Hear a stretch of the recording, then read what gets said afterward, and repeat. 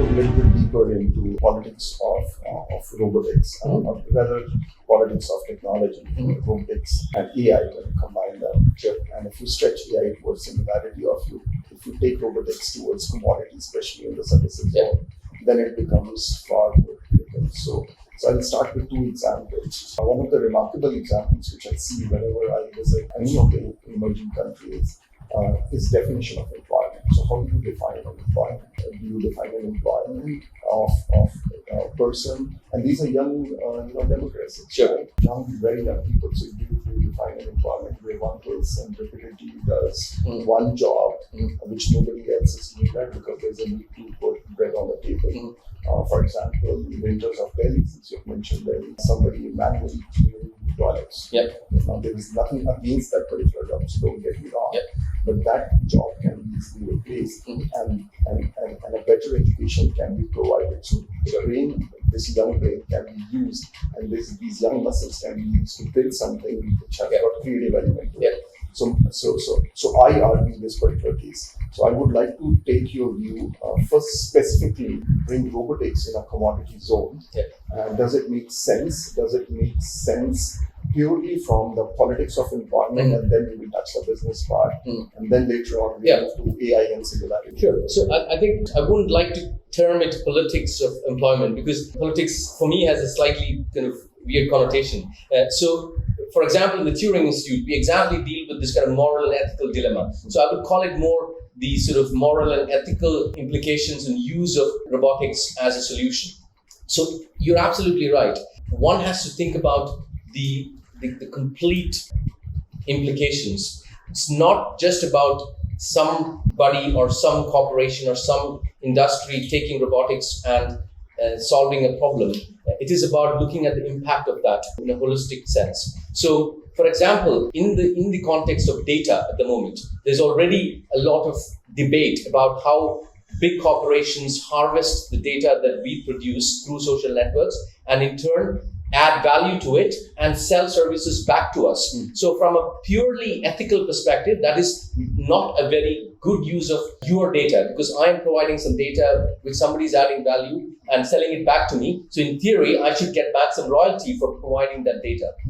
So I don't think robotics is very different. So I'm sure there will be a lot of scenarios where robotics is democratized in exactly the same way.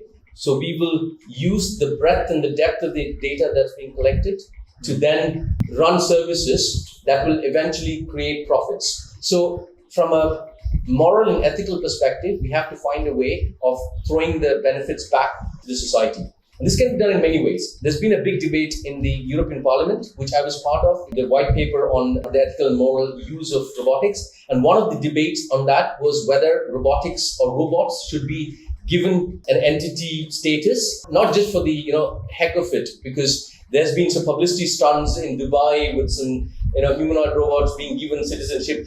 That's not what I'm talking about. What I'm really talking about is every time a robot is employed, should we think of it as an entity from a taxation point of view?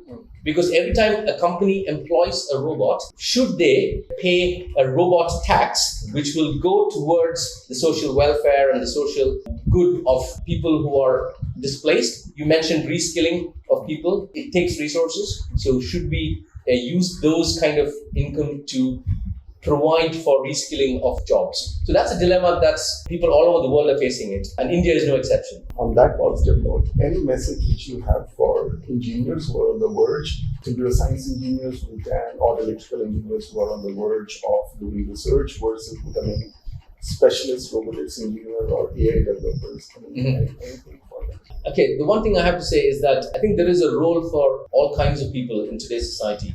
Whether they are coders, whether they are designers, whether they are people who conceptualize solutions for a whole global system. So it's about finding a niche, not following the crowd in some sense. So you're a good example of that. I think you're a person, the reason why I found you really interesting when I was talking to you for a brief amount of time is because, I think you're somebody who broke the norms in terms of what is a traditional career and sort of really follow your passion. So I think that is important. I think that is hugely important, because in terms of driving something, it's not enough if you just do something that's 9 to 5. You need to have the passion for doing it. And if you are not suited for a particular kind of thing, you can change. And that's it's no point sort of doing something that you don't care about. I mean, I enjoy going to work in my case because I'm excited about the new kind of things that we do. Of course, you need the support of a huge network of people. So in my current role, I mean, my amount of actual research I do is actually quite minuscule, but I direct a lot of research with the right team around, with my PhD students, my postdocs.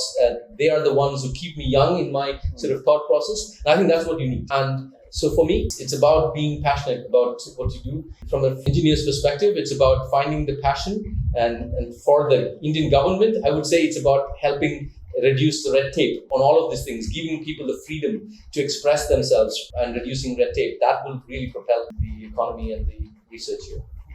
Passion and freedom. Absolutely. Thank you, Professor. It's an honor and it's a privilege to do this. And I'm sure every engineer and every person who wants to become an engineer or wants to become anything will benefit from that. Thank you very much. It's my pleasure. Yeah, thank you. Thank you. Yeah.